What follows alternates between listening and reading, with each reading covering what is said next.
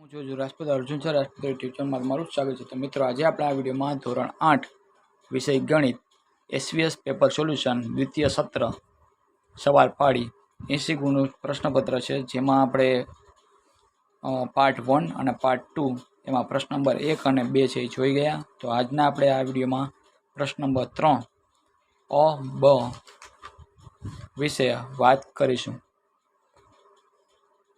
પ્રશ્ન નંબર 3 નીચેના દાખલા ગણો, ગમે તે 5. એકના કેટલા 2 માર્ક છે એવા 5 દાખલા છે કરવાના. આપણે ટોટલ 6 આપેલા છે અને 2 × 10 માર્ક. સાદુરૂપ આપો x² + 4x² - 4 + 16 એવું તમને આપેલું છે.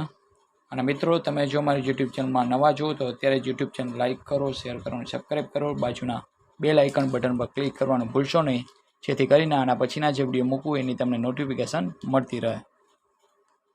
સાદુરૂપ આપો એમાં પહેલો સમ છે એવી રકમ આપેલી છે તમને. હવે જ્યારે પહેલાં 2 પદ છે સરખા હોય, બીજું પદ એ સરખું હોય, બસ બેની વચ્ચે સાઇન છે અલગ અલગ હોય, એટલે કે એક વત્તા ને એક ઓછા, ત્યારે પહેલા પદનો વર્ગ કરવાનો, પછી બીજું પદ છે તો એને વર્ગ કરવાનો, અને 16 એકલું છે અચળ પદ એને એમને રાખવાનું. અંદરવાળી ઘાત અને બહારવાળી ઘાત બેનો ગુણાકાર થાય એટલે 2 × 2 = 4 થઈ જશે. 4 નો અર્થ થશે 16. આ માઇનસ હતા એ એમને રાખ્યા છે, અને આ વત્તા 16 એ પણ એમને છે. બેની સાઇન અલગ અલગ છે એટલે ઉડી જાય, એટલે એક્સની ઉપર કેટલી 4 ઘાત, એ આપણો આન્સર થયો. ચલો, બીજો ક્વેશ્ચન છે ગુણાકાર કરવાનો a + 6 5y અને a - 6y.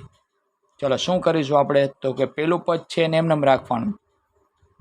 આનો મિનિંગ શું કે આ આખું આનારે ગુણશે, અને આ 5y છે એ પણ આ 2 સાથે ગુણશે, તો જ આપણે 2નો ગુણાકાર કર્યો કહેવાય ને. એટલે એ એમને રાખવાનું, જેના સાથે ગુણવાનું છે એ કાઉન્સ એમને એમ જ. પછી વત્તા 5y, અહીંયા જો ઓછા હોય તો એ સાઈન આવે, એ એમને લખી નાખવાનું. એટલે આનો હવે આની સાથે ગુણાકાર એટલે બાજુમાં એ કાઉન્સ લખી નાખવાનો. એ સાથે ગુણે એટલે એનો વર્ગ થઈ જાય. એ છે 6y સાથે ગુણે એટલે એ 6y અથવા તો 6ay. પહેલાં સંખ્યા આવે, પછી ABCDના લેટર આવે, બરાબર. અને વત્તે ઓછે ઓછાની સાઈન. સેમ એવી રીતે 5y છે એ સાથે ગુણે એટલે 5ay વત્તે ઓછે ઓછા 5 × 6 = 30 y એટલે yનો વર્ગ. અહીંયા ઓછા 6ay છે, અહીંયા વત્તા 5ay છે, બેની સાઈન અલગ અલગ છે એટલે બાદબાકી થાય, બરાબર છે. એટલે 6 માંથી 5 જાય એટલે 1, પણ 1 ન લખો તો ચાલે, એટલે પછીના જે હોય લેટર ay એમને મૂકી દેવાના. અને સાઈન તો કે મોટું જે 6 એની નિશાની અહીંયા લાગે, બાકીનું એમને છાપી નાખવાનું. a વર્ગ - ay અને ઓછા 30y નો વર્ગ. સાવ સિમ્પલ સમ હતો. ચલો, ત્યાર પછી પ્રમાણિત સ્વરૂપમાં લખવાનું છે. અહીંયા તમારે જોઈ લેવાનું કંઈ પોઈન્ટ આપ્યો છે. હા, અહીંયા તમને પોઈન્ટ આપ્યો છે. જ્યારે પોઈન્ટ ડાબીથી જમણે બાજુ હોય મૂકવાનો, અથવા તો પોઈન્ટ આપેલો હોય એટલે ઘાત અહીંયા માઇનસ આવે, એ ફિક્સ છે. એટલે કે પોઈન્ટ તમારે મૂકવાનું ક્યાં? તો કે આંકડો જે આપેલો હોય ને એના પછી તરત મૂકી દેવાનો. એટલે 4.78 ગુણ્યા, હવે તમે જો પોઈન્ટ અહીંયા મૂકો છો, હતો ક્યાં પોઈન્ટ? અહીંયા, બરાબર. તો પોઈન્ટ પછી જોજો 1 2 3 4 5 અને 6. અહીંયા તમે પોઈન્ટ મૂકો એટલે ઘાત કેટલી આવે? 6 ઓછા 6, બરાબર છે. ચલો, કિંમત શોધો.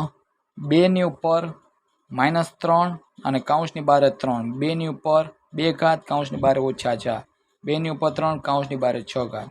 શું કરીશું? પહેલો તો કામ શું કરવાનું? અંદરવાળી બહારવાળી 2 ઘાતનો ગુણાકાર થાય, બરાબર. એટલે 3 તેરીને -9. પછી અહીંયા છે 2 ચોક અને 8 એટલે વત્તે ઓછે ઓછા 8. પછી અહીંયા છે 3 6 ને 18, અહીંયા 2 પ્લસ છે એટલે અહીંયા ઘાતનો જવાબ પ્લસમાં આવશે.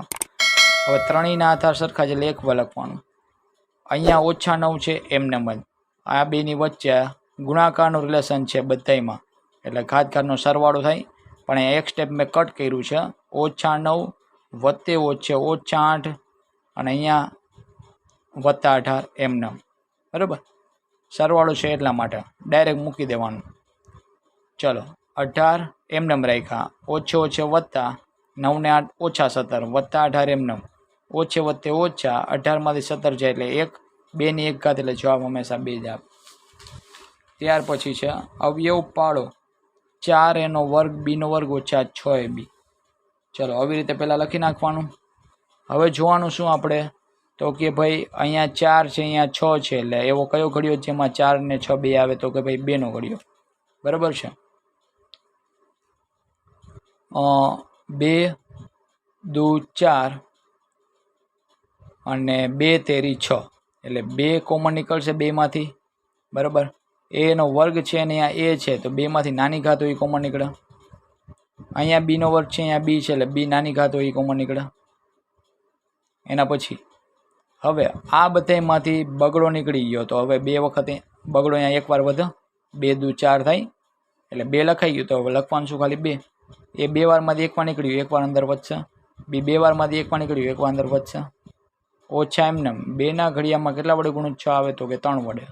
એ બી ઓલરેડી નીકળી ગયા છે કોમન એટલે એ લેવાના નહીં એટલે કાઉન્સ થઈ ગયો પૂરો. એટલે જવાબ આવશે 2ab કાઉન્સમાં 2ab ઓછા 3. ત્યાર પછી અવયવ પાડો 25x નો વર્ગ ઓછા 36y નો વર્ગ. હવે અહીંયા તરત લાઈટ થઈ જાય આપણે કે વર્ગ છે વચ્ચે નિશાની માઇનસની છે અને પાછી આ બંને સંખ્યાઓ પૂર્ણ વર્ગ છે એટલે કે એનું વર્ગમૂળ નીકળે ભાઈ. એટલે 25 નું વર્ગમૂળ નીકળે 5, x 2 વાર છે તો 1 વાર કાઉન્સને 12 વર્ગ. 36 નું વર્ગમૂળ 6, y 2 વાર છે તો 1 વાર કાઉન્સને 12 વર્ગ. વર્ગ છે વચ્ચે નિશાની માઇનસની છે, એક વાર વત્તા અને એક વાર ઓછા એટલે 5x વત્તા 6y ને 5x ઓછા 6y. ચલો ત્યાર પછી પ્રશ્ન નંબર 3b નીચેના દાખલા ગણો ગમે તે 2 અને 1 ના 3 માર્ક છે ભાઈ એટલે 3 દુ 6 કુલ માર્ક છે. હવે પહેલો ક્વેશ્ચન એવો કીધો કે 13 સેમી લંબાઈના સમઘનનું કુલ પૃષ્ઠબળ શોધો. હવે કુલ પૃષ્ઠબળ સમઘનનું વાત કરે આપણને. સમઘન એટલે કયો પાસો ભાઈ. એનું સૂત્ર શું છે 6l નો વર્ગ. 6 l દેખાઈને તમને આપ્યા કેટલા 13. 13 નો વર્ગ થશે કેટલો 169.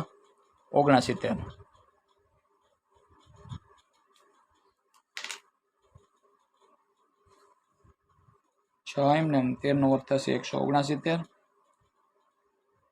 6 9 54 નો ચોગડો વધી 5 6 36 5 41 વધી 4 6 6 ને 4 10 1014 સેમી નો વર્ગ. તો આ આપણો આન્સર થશે. ખ્યાલ આવી ગયો. અહીંયા જરાક મારી મિસ્ટેક હતી. 196 છે એ 14 નો વર્ગ થાય. 13 નો વર્ગ થશે 169. ચલો ત્યાર પછી બીજો સમય એવો આપ્યો તમને 7 સેમી ત્રિજ્યા 10 સેમી ઊંચાઈ ધરાવતા નળાકારની વક્ર સપાટીનું ક્ષેત્રફળ શોધો. હાલો ત્રિજ્યા મને આપી છે 7, ઊંચાઈ મને આપેલી છે 10. નળાકાર એટલે આ રીતે એનો શેપ થાય.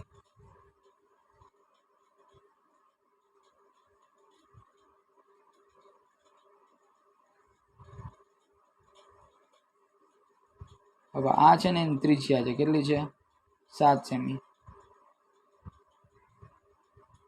પછી આ છે એની ઊંચાઈ છે કેટલી છે 10 સેમી. રેડી. નળાકારની વક્ર સપાટીનું ક્ષેત્રફળ 2πr સૂત્ર છે 2 એમને પાઈ દેખાને 22/7 r એટલે તમને આપ્યું 7 h એટલે કેટલા 10. 7 7 ઉડી ગયા 22 દુ 44 અને ગુણ્યા 10 એટલે 440 સેમીનો વર્ગ. ચલો ત્યાર પછી 7 મીટર ત્રિજ્યા અને 1 મીટર ઊંચી નળાકાર ટાંકીમાં કેટલા લીટર પાણી સમાય. સાવ સહેલું. પહેલાં તો નળાકાર તમને કહી દીધું છે.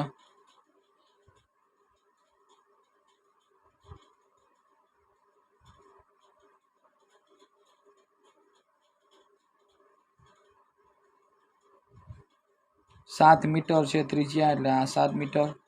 ઊંચાઈ મને આપેલી છે 1 મીટર. હવે આની અંદર પાણી સમાઈ શકે. જ્યારે એમ કીધું હોય ને કે કાંઈ પણ વસ્તુ સમાઈ શકે ત્યારે એની અંદર ઘનફળ જ ગોતવાનું હોય. નળાકાર ટાંકીનું ઘનફળનું સૂત્ર છે પાયા સ્ક્વેર h. પાય એટલે 22/7, r એટલે 7 આપેલો છે એનો વર્ગ, h એટલે 22/7. 7 નો વર્ગ 7 ગુણ્યા 7 1 એમને 7 7 કટ થઈ જશે 22 × 7 154 મીટરનો ઘન. હવે 1 મીટરનો ઘન એટલે 1000 લીટર થાય તો 154 મીટરનો ઘન કેટલા 154 ગુણ્યા 1000 એટલે 1,54,000 લીટર એ ટાંકીમાં પાણી સમાઈ શકે. ખ્યાલ આવી ગયો. તો મિત્રો અહીંયા આપણે પ્રશ્ન નંબર 3 છે પૂર્ણ કરીએ છીએ. નેક્સ્ટ વિડીયોમાં આપણે પ્રશ્ન નંબર 4 છે એના વિશે વાત કરીશું. તો ફરી પાછા મળશું નેક્સ્ટ વિડીયોમાં. ત્યાં જોતા રહેજો અમારા વિડીયો. અને કંઈ પણ પ્રકારની ડાઉટ હોય તો તમે નીચે કોમેન્ટ બોક્સમાં જણાવી શકો છો. અને વિડીયોને લાઇક શેર અને ચેનલને સબસ્ક્રાઈબ કરવાનું ભૂલશો નહીં. અને ફરી પાછા આવા જ વિડીયો સાથે આપણે મળીશું. Thank you.